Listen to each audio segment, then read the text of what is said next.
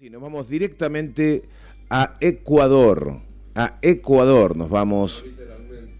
Literalmente nos vamos. ¿Cómo que no? Si el contacto se produce. Así que tiene que ser así. Eh, bueno, vamos a hablar en minutitos. Abogado de los juzgados y tribunales de la República del Ecuador y licenciado en Ciencias Políticas y Sociales de la Universidad Laica Vicente Rocafuerte de Guayaquil y maestrante de la Maestría de Derecho Constitucional en la Universidad Tecnológica Empresarial de Guayaquil.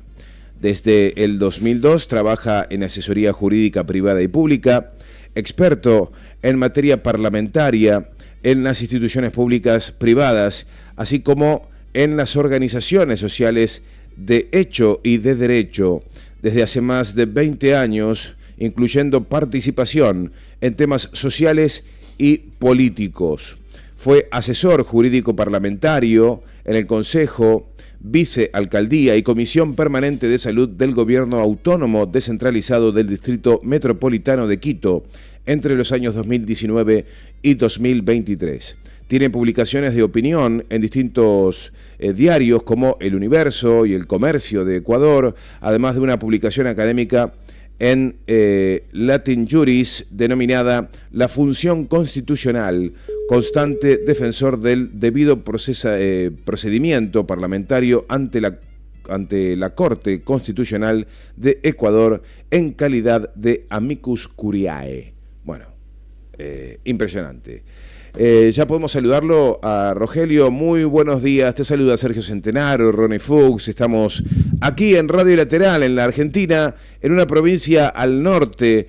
noreste, ¿no?, del país, en la provincia de Misiones, en un lugar quizá que conozca, Rogelio, las cataratas del Iguazú. Estamos en esta provincia. ¿Nos escuchás bien? ¿Cómo estás por atendernos? Muy buenos días. Muchas gracias a ustedes por la amable invitación. Un fraterno saludo al pueblo hermano argentino y por supuesto siempre a la orden para poder servir. No he tenido la maravillosa oportunidad de visitar ese importante país de Latinoamérica, pero por supuesto todo lo que tiene que ver con la parte turística y además histórica como referente para el resto de Latinoamérica, pues siempre está en conocimiento de quienes nos interesa y estamos al tanto de lo que significa Latinoamérica para el mundo. Qué lindo. Muy buenos días. Muchas gracias, Rogelio. Meternos en temas que, por supuesto, nos tienen con gran expectativa. Este último fin de semana, el día domingo, en el balotaje que enfrentaba al oficialismo de Noboa con Luisa González. Escuchábamos desde Argentina, a medida que algunos medios de comunicación nos proporcionaban, por ejemplo, lo que lanzaban algunas encuestas, y en su gran mayoría, por lo que tenemos entendido, daban por encima de Noboa a Luisa González entre 4 y 5 puntos por arriba. Eso es lo que decían las encuestas, salvo alguna así media en soledad que decía que no, que iba a ganar Noboa. Finalmente, creo que la diferencia es de 11 puntos.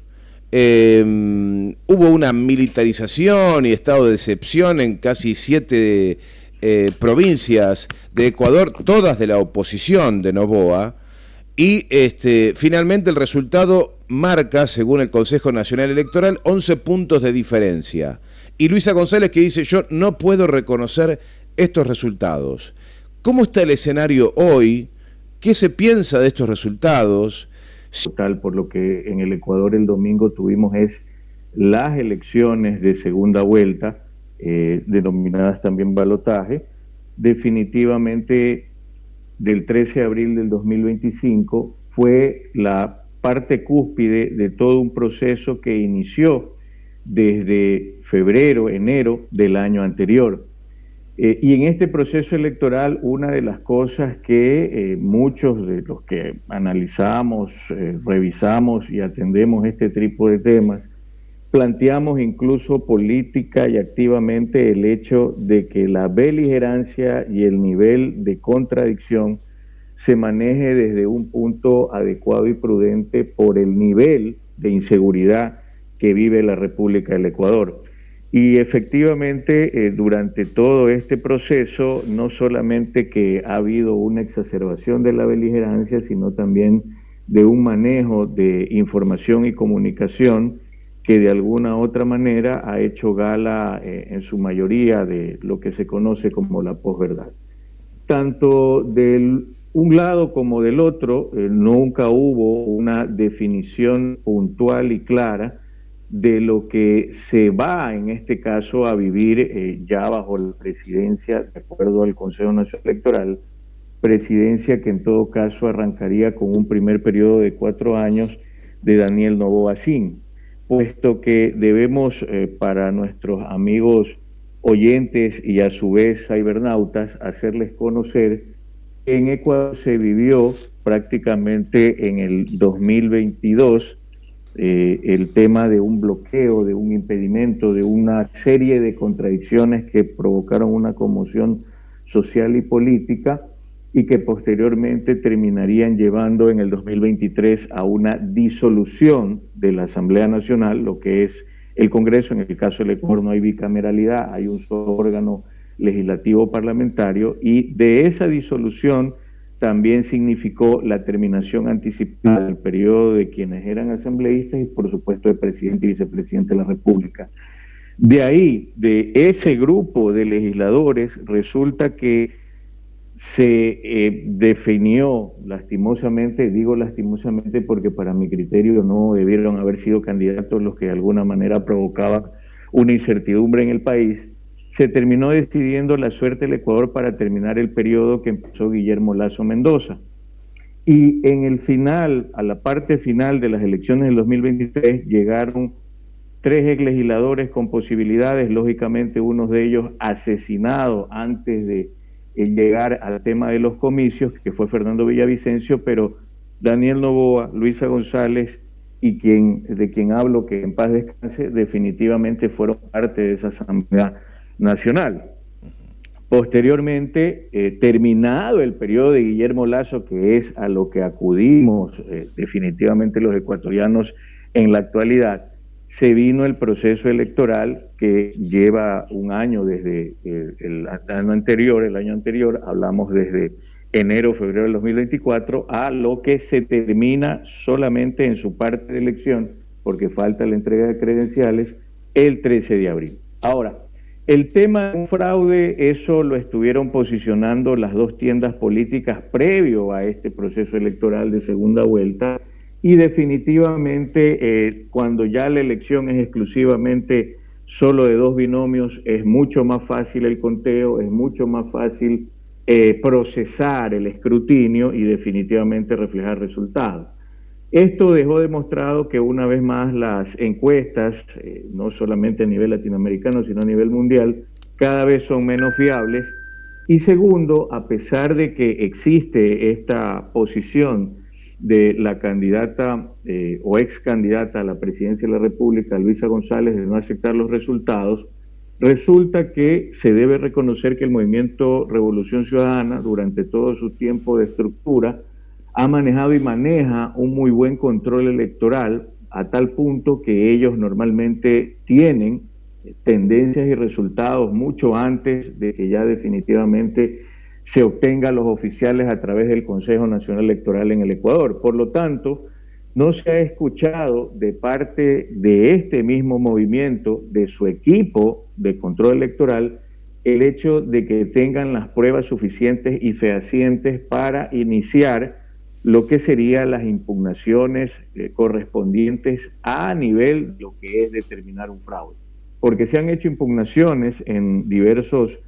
puntos de la República del Ecuador para poder hacer reconteos. Estos se han realizado y definitivamente la tendencia y el resultado no ha cambiado a casi 93-94% de escrutado que existe a nivel nacional en el Ecuador. Adicionalmente a esto, debemos dejar claro que definitivamente el problema radica también en que miembros importantes del Movimiento Revolución Ciudadana, que a su vez son autoridades en ejercicio a nivel seccional y local en la República del Ecuador, ya han reconocido definitivamente que hay un ganador en este proceso electoral en segunda vuelta, dando las felicitaciones del triunfo a Daniel Noboa Sin, lo que deja claro y marcado que probablemente el hecho del planteamiento estaba o está basado en un criterio, no de todos, pero sí de una parte del Movimiento Revolución Ciudadana, pues el día de ayer un alcalde que representa, o en este caso es la autoridad principal de la capital de la República, que es Quito, ya reconoció el resultado y además dijo que no sabían que en el momento de las declaraciones de Luisa González, ella iba a plantear el tema de un fraude. Adicionalmente, la prefecta Paola Pavón de Pichincha, que a su vez es presidenta del consorcio de gobiernos provinciales en la República del Ecuador, como entidad del CONGOPE, el nombre abreviado, definitivamente también reconocieron la presidencia o el triunfo a la presidencia de la República de Daniel Noboa. Ahora, la explicación de esta circunstancia, y ahí entraríamos a analizar el estado de excepción que fue dictado un día antes del proceso electoral, en virtud de la situación recurrente que el país tiene y que en todo caso es una medida que también, en cierto modo, para la visión constitucionalista, para el criterio jurídico, se ha abusado de la misma, tiene que ver con el hecho de provincias que efectivamente, aparte de tener los problemas graves de la inseguridad, en este momento están sufriendo también problemas fuertes por el crudo invierno que Ecuador está soportando a nivel de la costa. Hablamos de la provincia del Guayas, hablamos de la provincia de Los Ríos, la provincia del Oro, provincias que incluso no tuvo el candidato presidente Daniel Noboa en la primera vuelta un resultado favorable y que en este caso, a sorpresa de todos, ha revertido, por ejemplo en Guayas, con una importante diferencia, y también se decretó este estado de excepción, que es lo que a nivel latinoamericano podríamos hablar como un equivalente al estado de sitio, pues en el estado de excepción también se incluye el tema de la emergencia. En otros países usted tiene un estado de emergencia y un estado de sitio como cosas diferentes. En el Ecuador quedó todo como estado de excepción a partir de la Constitución que está vigente desde el 20 de octubre del 2008. Y definitivamente llama la atención que este estado de excepción fuera emitido mediante decreto ejecutivo un día antes del proceso electoral. Lógicamente no ha habido necesidad de activar prácticamente todo lo que este estado de excepción contiene, porque si bien es cierto se reguló lo que sería un toque de queda desde las 10 de la noche a las 5 de la mañana del día siguiente, definitivamente no se ha visto lo que incluso pueden en este caso realizar, como es hacer inviolabilidad del domicilio, o mejor dicho, dejar suspensa la inviolabilidad del domicilio para entrar a un lugar privado y hacer algún operativo. Sin embargo, sí llama la atención no solamente lo recurrente del uso de este mecanismo constitucional, sino el hecho de que haya sido dictado un día antes del proceso electoral. Lo otro, lo que tiene que ver definitivamente con la mirada internacional, también ya ha habido reconocimientos de varios presidentes de la República de Latinoamérica y el mundo. Entiendo que hay excepciones puntuales, como la presidenta Sheinbaum de los Estados Unidos mexicanos. Sin embargo, en su mayoría y de acuerdo a lo que al interior de la misma organización política se ha podido develar, entiendo yo que no habría el sustento suficiente para poder sostener y manejar en el tiempo un tema de lograr probar un fraude electoral como lo determina la legislación nacional y el marco constitucional y convencional del país. En todo caso, la tensa calma que se vivió en esta segunda vuelta electoral, tensa calma digo por el nivel de beligerancia político, definitivamente ya prácticamente a 3 días posteriores del proceso electoral ha ido de alguna u otra manera suavizándose, ha ido de alguna u otra manera bajando el nivel de tensión, pero los retos para la República del Ecuador son complicados porque ahora el enfoque está basado en la primera función, de acuerdo a nuestra estructura constitucional, que es la función legislativa de la Asamblea Nacional, donde hay un cuasi bipartidismo entre el movimiento oficialista Acción Democrática Nacional, ADN, y la RC, que tiene un mayor número de asambleístas, en uno o dos,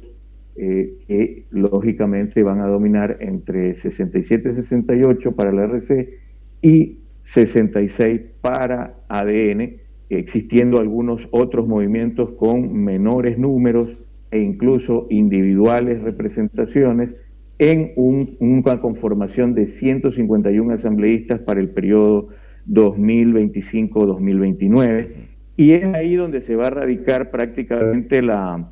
próxima batalla política del Ecuador, porque resulta que el 14 de mayo, ya muy cercano, ellos inician periodo y por supuesto nombrarán sus autoridades como órgano legislativo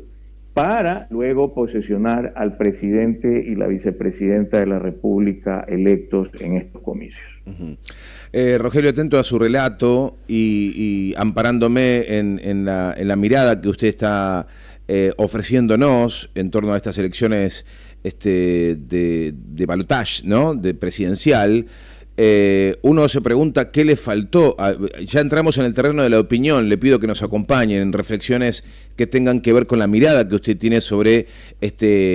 lo político, lo realizado en lo político por Luisa González como candidata, si entiende que en el olfato, ¿no?, qué le pudo haber faltado para terminar de convencer. Y en todo caso preguntar también si hay un premio del pueblo ecuatoriano a un gobierno como el de Daniel Noboa, que estoy muy lejos, pero muy lejos de las ideas de un Noboa en Ecuador. Por lo tanto, estoy realmente sorprendido si es que efectivamente el pueblo decidió apoyarlo a Daniel Noboa y las 7 provincias intervenidas militarmente no incidieron en nada. Sí, será importante hacer esa retrospectiva y análisis. ¿Por qué? Porque definitivamente debemos atender a los cambios que a nivel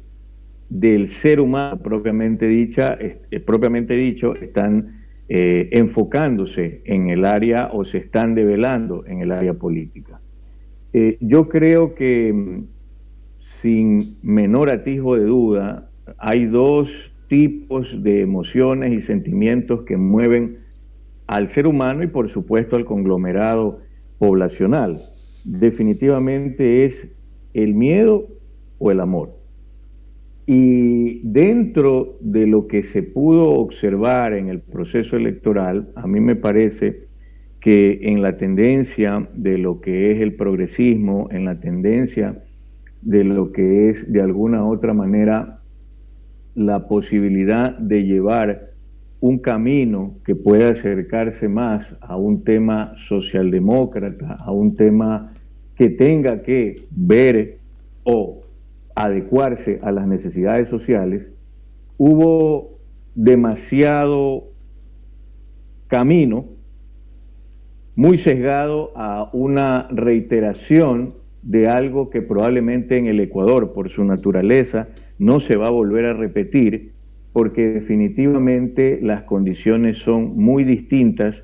a la época en la cual, en su momento, con lo que fue Alianza País, posteriormente, ahora RC, pudo tener del 2007 al 2017, en la presidencia del expresidente Rafael Correa Delgado. ¿Por qué? ¿Por qué me atrevo a decir esto? Porque resulta que en el Ecuador como en Latinoamérica el problema está en querer soportar todo el espectro o el trabajo que se pueda llevar a cabo de un proyecto político en un solo ser humano, en una sola persona. Eso termina pasando factura porque el desgaste normal siempre se va a provocar. Y en esa mirada de autocrítica que se tienen que hacer, en este caso el movimiento RC, debería estar claro el hecho de que no solamente se trata de mantener una línea de un liderazgo único, sino que se tiene que empezar a ver el trabajo de la formación, por supuesto, de nuevas generaciones en la misma estructura política, pero también el hecho de empezar a entender que un proyecto político tiene que sostenerse basado en un equipo de trabajo. Y en ese sentido, definitivamente, probablemente los egos que de alguna manera se van generando, se van afincando en una línea política, definitivamente terminan haciendo temblar y resquebrajar sus bases. Esto porque ahora incluso el día de hoy nos desayunamos con la noticia de que una asambleísta del bloque ya electo, en este caso incluso asambleísta que viene ya de un primer periodo con reelección de la RC, su nombre responde a Mónica Salazar, está declarándose independiente porque aduce ella de que han existido presiones, de que no se maneja la libertad que debería manejarse dentro de este movimiento, y otras cosas que ella ha dejado claramente expresas y que se están difundiendo a nivel de todos los medios de comunicación de la República del Ecuador. Definitivamente, cuando el río suena, piedras trae, y claramente queda, en este caso, producto del resultado, incluso perdiéndose provincias como la que habían ya dominado hace algún tiempo, como Guayas, que es donde yo resido, en la ciudad de Guayaquil. Definitivamente aquí se puede notar que la presión marcada hacia una tendencia que en todo caso no supo explicar o que se confundió en temas como reconocer definitivamente al presidente de Venezuela, que para muchos definitivamente no responde a un tema democrático, incluso de la misma línea de la RC, como Gustavo Petro, como el mismo Boric, como incluso Luis Ignacio Lula da Silva, el reconocer desde un punto de vista como candidato la presidencia de Maduro y hablar del tema de migración de los venezolanos de una manera un poco no tan sigilosa o por decirlo así, no de manera tan delicada, creo que fue uno de los primeros efectos fuertes que afectó la candidatura de Luisa González. Luego tenemos nosotros el tema de haberse confundido y tener contradicciones en pleno proceso electoral sobre la visión que se tiene de algo que definitivamente al Ecuador económicamente le ha dado una estabilidad, sin perjuicio de que eso haya tenido un precio durísimo y fuerte como es el tener como moneda de curso legal al dólar de los Estados Unidos de América, pero el no tener una explicación y un concepto diáfano que pueda calar de una manera sencilla en la población terminó afectando. Luego tuvimos el tema de empezar a hablar con valores o criterios definidos con cifras estimadas para un presupuesto, de empezar a generar lógicamente una estructura de lo que se denominó gestores de paz y que como no caló tampoco una explicación diáfana y concreta, terminó siendo confundido el mensaje y el concepto que fue incluso utilizado y en muchos casos revertido por la tienda contraria, en este caso por Acción Democrática Nacional.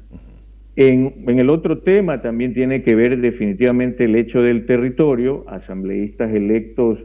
por el movimiento oficialista empezaron a trabajar bastante fuerte o de manera constante, cosa que no hicieron en primera vuelta, en el territorio, y seguramente hubo descuidos bastante llamativos de parte del RC, donde muchas veces se da por descontado seguramente el hecho de que por tal o cual representante barrial, social, ya está definido, como sucedió un exceso de confianza del tema de haber firmado un acuerdo con la CONAIE, con Pachacuti, donde hay también divisiones internas y que ahora se devela que no necesariamente significó un apoyo marcado, como se creyó en su primer momento, producto del porcentaje que obtuvo Leonidas Issa en la primera vuelta. Además, vale decirlo porque en la tendencia actual del manejo de la línea informática, la tecnología, parece ser que la estrategia de haber bombardeado en exceso las redes sociales con publicidad que en cierto modo develaban situaciones que efectivamente son realidades que en el gobierno de Daniel Noboa no se han podido explicar ni tampoco resolver, y además marcar una tendencia hacia el tema de generar una inmisericordia cantidad de publicidad a través de las redes sociales para una generación que está conectada a las redes sociales en su mayoría, terminó siendo un asedio que no era correcto y que probablemente incluso si se consultaba con campañas anteriores, como lo fue en México, como lo fue en Brasil, en los Estados Unidos del Brasil,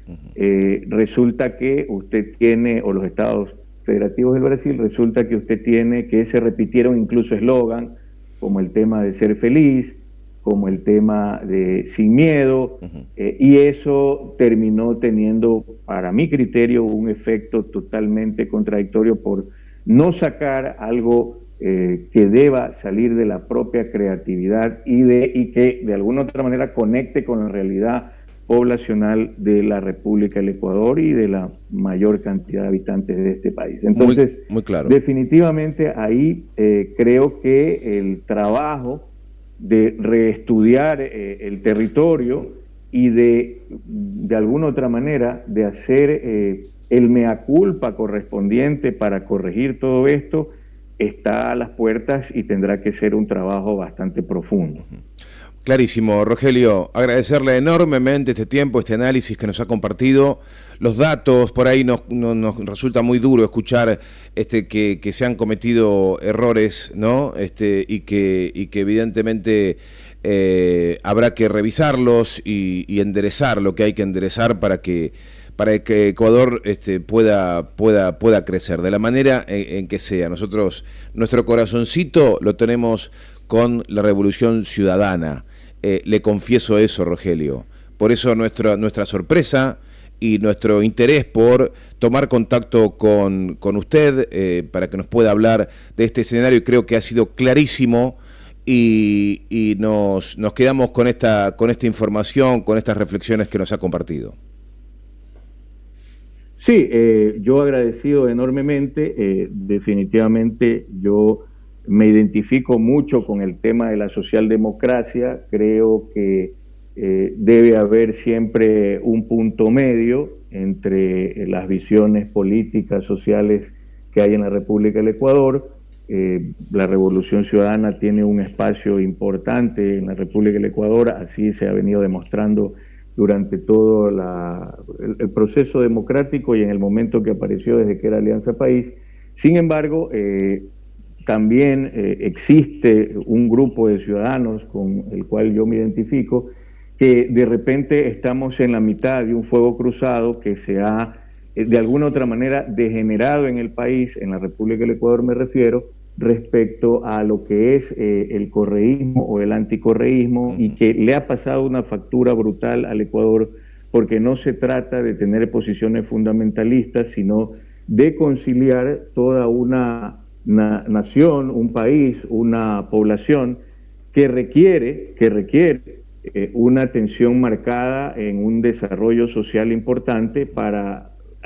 poder enfrentar realmente los enemigos que se tiene, como es la pobreza, como es la inseguridad, como es una adecuada educación pública básica inicial, como tiene que ser un correcto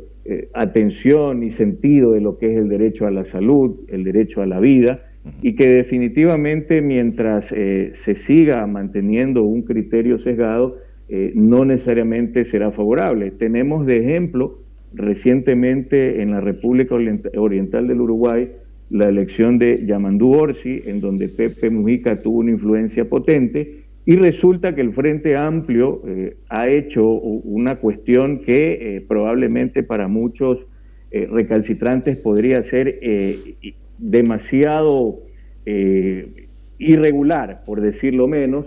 Sin embargo, Pepe Mujica explicó por qué hicieron esos cambios. Recordemos que ellos tuvieron candidatos a senadores y candidatos, lógicamente, al Congreso de Uruguay, que no eran militantes propiamente dicho del Frente Amplio y que definitivamente, incluso yo conocí de una candidata que se me escapa el nombre en este momento, que ellos presentaron para el Senado, una candidata que no venía de la militancia directa del Frente Amplio y se demostró y planteó que ella es socialdemócrata y que incluso tiene una creencia y que es cristiana. Y la explicación que dio en su momento y que está en YouTube grabada Pepe Mujica fue: si el Frente Amplio no se abre, definitivamente dejará de ser amplio. Entonces yo creo que con ese tipo de ejemplos se tiene que ir demarcando un camino distinto para el desarrollo de lo que es una tendencia que en cierto modo para muchos les genera terror, miedo, pero que termina siendo importante cuando hay convicciones en cuanto al criterio ideológico. Ahora que está tan denostado el tema de la ideología, si bien es cierto se habla exclusivamente de globalismo y soberanismo, no es menos cierto que el poder sostener un criterio como el que yo me inclino de la socialdemocracia permite poder convivir en países tan diversos y tan diferentes como los que tenemos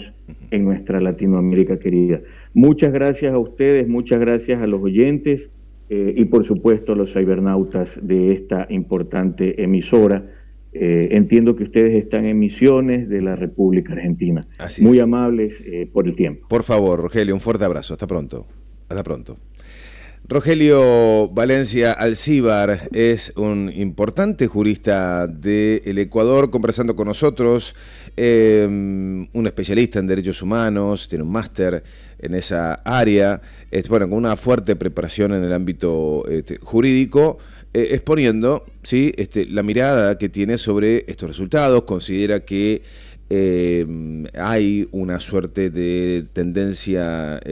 irreductible del triunfo de Daniel Noboa y bueno, con algunas críticas también a Revolución Ciudadana por la forma en la que fue acercándose a este cuello de botella, ¿no? Este balotaje decisivo, que considera que en un cuarto oscuro donde hay dos boletas es más complicado incidir de alguna manera si se tratara de algún fraude que se sigue hablando en el Ecuador. Creo que me parece que este es el capítulo número 1. No sé si me quedé del todo satisfecho. Creo que hay que seguir hablando de Ecuador. Tenemos una palabra, tenemos un testimonio, fuimos a la fuente, pero queremos escuchar a más voces.